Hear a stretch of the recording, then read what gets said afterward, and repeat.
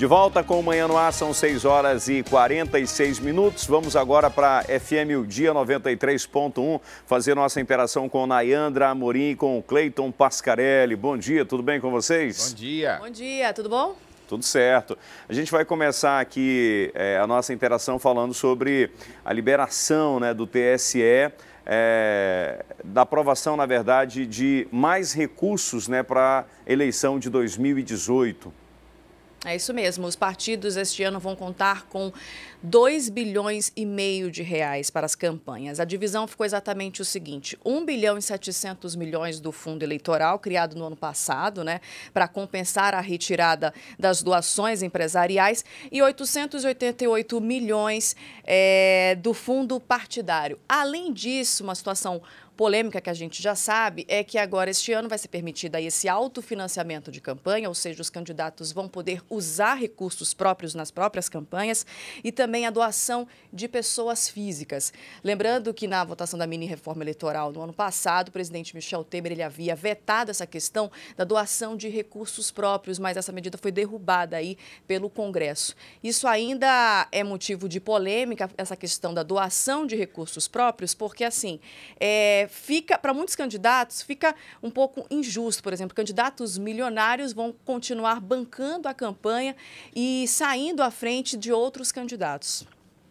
Até porque alguns desses candidatos milionários, na maioria das vezes, eles têm maior envolvimento nos partidos. Exatamente. Então, devem receber uma maior parcela do valor que vem pelo partido, né, do fundo partidário, também do fundo de financiamento de campanha da Justiça Eleitoral.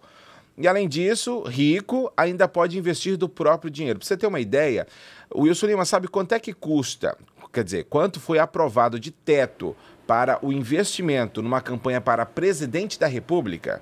Acho que 70 milhões. 70 milhões de reais. Para o governo do Amazonas, os valores... para governo de estado, né? E aí vai depender do número de eleitores de cada estado. Varia de 2 milhões e 800 mil reais a 21 milhões de reais que poderão ser investidos numa campanha.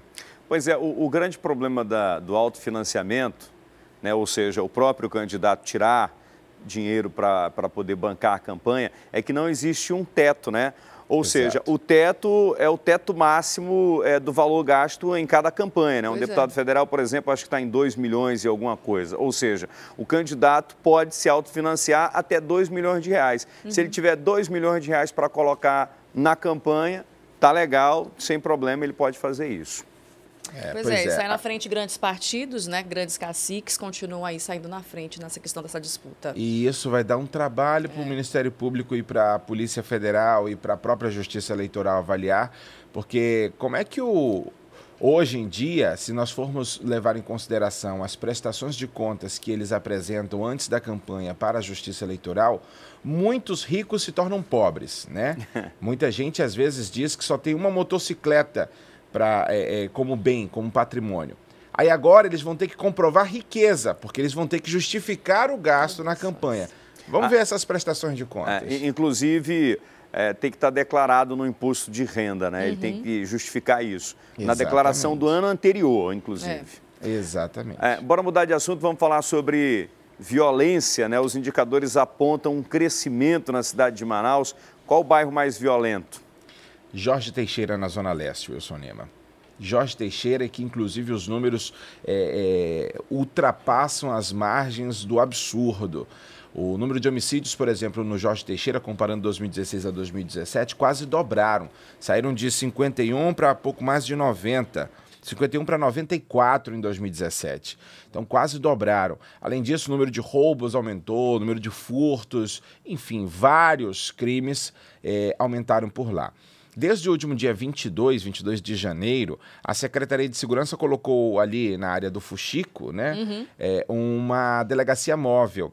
Essa delegacia móvel já recebeu tanta denúncia, inclusive o secretário Orlando Amaral, à época que estava lá, né, conseguiu prender muita gente, inclusive alguns foragidos da justiça, por conta de denúncias da comunidade que está cansada. cansada de tantos roubos, furtos, tanta venda de droga, tantos homicídios ali na região do bairro Jorge Teixeira. E há uma previsão aí do governo do Amazonas de criar um projeto social que deverá abarcar jovens de 12 a 19 anos ali naquela área do Jorge Teixeira, para tentar fazer com que eles não sejam cooptados pelo mundo do crime. E nós temos mostrado bastante aqui, tanto no Alô Amazonas quanto no Cidade Alerta Manaus, o quanto os jovens estão cada vez mais entrando no mundo do crime mais cedo. Mais cedo. A Secretaria de Segurança Pública pretende, então, criar aí um projeto social que deverá levar escolas de tempo integral comandadas ali pela Polícia Militar. Algo em torno de 20 escolas deverão ser implantadas só na região do Jorge Teixeira, segundo o subsecretário Amadeu Soares. E outras atividades deverão também ser implantadas ali para tentar fazer com que o mundo do crime não leve esses jovens. São medidas que vão surtir mesmo efeito a médio, a longo prazo, que na verdade é o que deve ser feito para reduzir os índices de criminalidade, né? Que é investir em educação, investir no esporte, investir em cultura. A presença do Estado não pode ser só de forma repressiva, né? Não pode simplesmente dizer assim, vamos colocar mais polícia lá no Jorge Teixeira. É preciso que o bairro tenha esse equipamento social, espaço de lazer. A propósito, lá no Jorge Teixeira há um espaço muito legal, muito interessante, que é a praça de alimentação que está abandonada. Exato. E aquilo dali precisa ser reativado, assim também como você bem falou aí, a instalação de unidades de ensino e de outros aparatos que possam garantir a inclusão do jovem. Inclusive, Wilson, o subsecretário Amadeu Soares disse que o ideal seria que o Estado pudesse contar com a própria ajuda da prefeitura, levando espaços de lazer para lá, levando, como você bem falou aí, praça, levando posto de saúde, levando uma série de serviços que competeria à prefeitura aplicar. Mas não tem por lá. Ok, muito obrigado, Cleiton. Obrigado, Nayandra. Até amanhã. Até amanhã. Obrigado, um abraço. Até amanhã. E para muita gente, o ano está começando hoje, depois do Carnaval. Então chegou a hora de correr atrás de um emprego, né? Para os interessados, o Cine está com 140 vagas para serem preenchidas. O Danilo Alves vai trazer os detalhes. Danilo, fala para a gente quais são essas áreas, quais são essas oportunidades e os requisitos necessários. Olha só, Wilson, a maioria das vagas é para a área comercial, mas eu destaco hoje para você que está assistindo o nosso programa, de que as áreas dessas 180, na verdade 140 vagas, 80 delas são para portadores de deficiência. Então, essas 80 vagas são justamente para vigilante. Pois é, não necessita de experiência, você tem que ter um ensino médio completo e você pode levar os seus documentos até o Cine onde essas vagas estão sendo oferecidas, que no caso é lá na ouvidoria, que fica no bairro Praça 14, bem próximo ao SAMU. Essa vaga de vigilante, essas 80 vagas que estão sendo oferecidas, é para um processo de seleção para uma grande empresa. Então, como não precisa de experiência, é bastante interessante essas pessoas que nunca trabalharam ou têm interesse de trabalhar para poder ter uma própria renda e têm condições de trabalhar nesse tipo de ramo, nesse tipo de área, poder conhecer e disputar essa vaga, que eu tenho certeza que o processo vai ser bastante acirrado. Mas tem também outras vagas, viu? A partir das 8 horas da manhã desta quinta-feira, né, o Cine Manaus, tanto da ouvidoria quanto lá do Shopping T4 da Avenida Camapuã, no Cidade Nova, vai também oferecer vagas. Como eu disse para vocês, a maioria é da área comercial. A gente tem vaga para vendedor externo lá na ouvidoria. Primeiro a gente vai falar quais são as vagas disponíveis, tá? Vendedor externo são 3 vagas, é necessário experiência de carteira comprovada, e eu também destaco um de chefe administrativo, que a gente vem falado aqui no Manhã no Ar, que essa vaga ainda está aberta mais ou menos um mês, e a gente se perguntou por que tanto, né, essa vaga continua aberta. A gente sabe que a experiência é necessária, mas também é exigido que o candidato tenha habilitação categoria B. Então, muitos candidatos não são aprovados ali para a seleção por conta dessa especificidade. Então, você que tem carteira B e tem experiência, pode sim concorrer à vaga.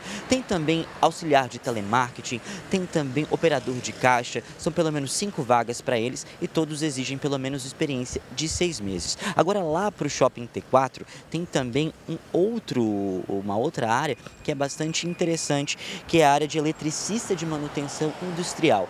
Lá também tem vagas disponíveis e para você poder realizar essa vaga, para poder concorrer a ela, você precisa ter o curso de eletricista industrial e também ter 6 meses de experiência comprovados em carteira. Agora são 140 vagas, 80 apenas para PCD e tem muita oportunidade para você agora que saiu da quarta-feira de cinzas, o ano começou e você pode mudar de vida conseguindo um emprego, conseguindo uma renda, né, Wilson? Para a gente conseguir continuar esse ano aí, porque 2018 ainda tem muita coisa para acontecer.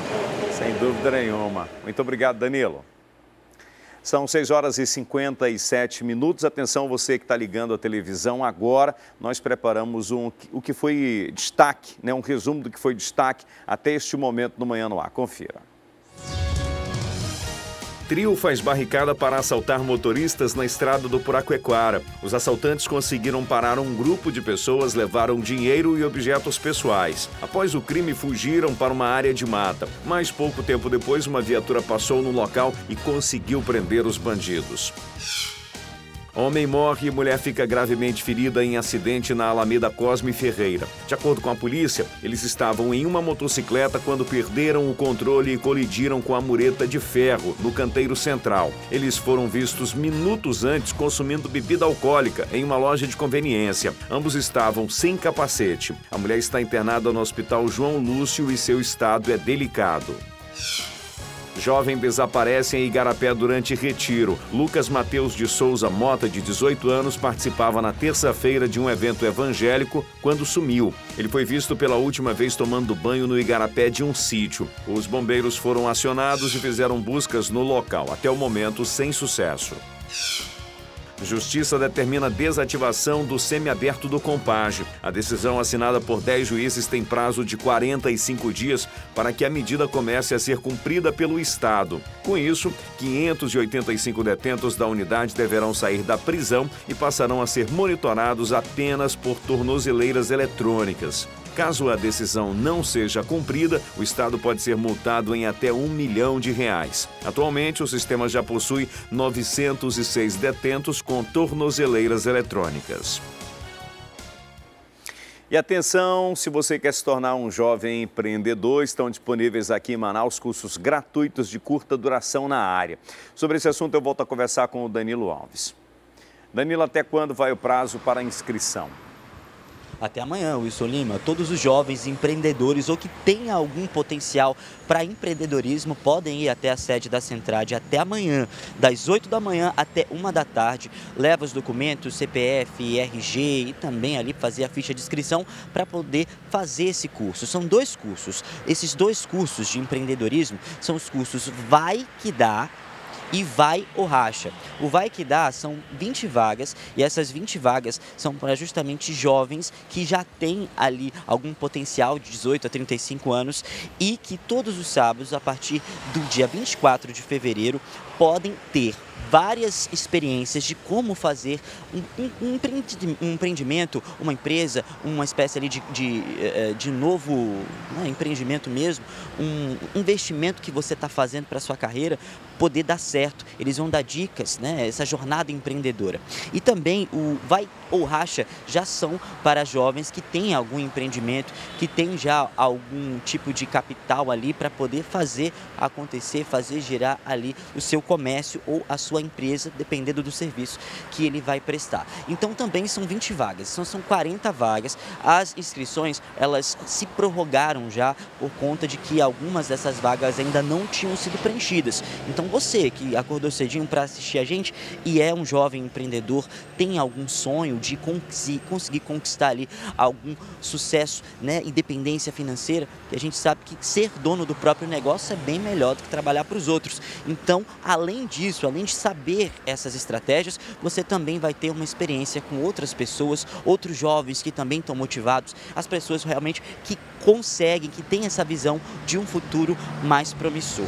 Então, essas vagas, elas até amanhã estão disponíveis. São 20 vagas para o Vai ou Racha e 20 vagas para o Vai ou Dá. Relembrando para você que a sede da Centrade fica lá na rua Rio Jamari, número 77, no conjunto Vieira Alves, bairro Nossa Senhora das Graças. Vai que dá. Então tá certo, Danilo. Até daqui a pouco.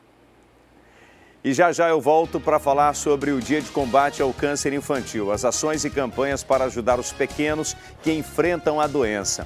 Tem também o quadro Mais Saúde, os benefícios do exercício funcional. Tem ainda as informações do trânsito e muito mais. É um instante só.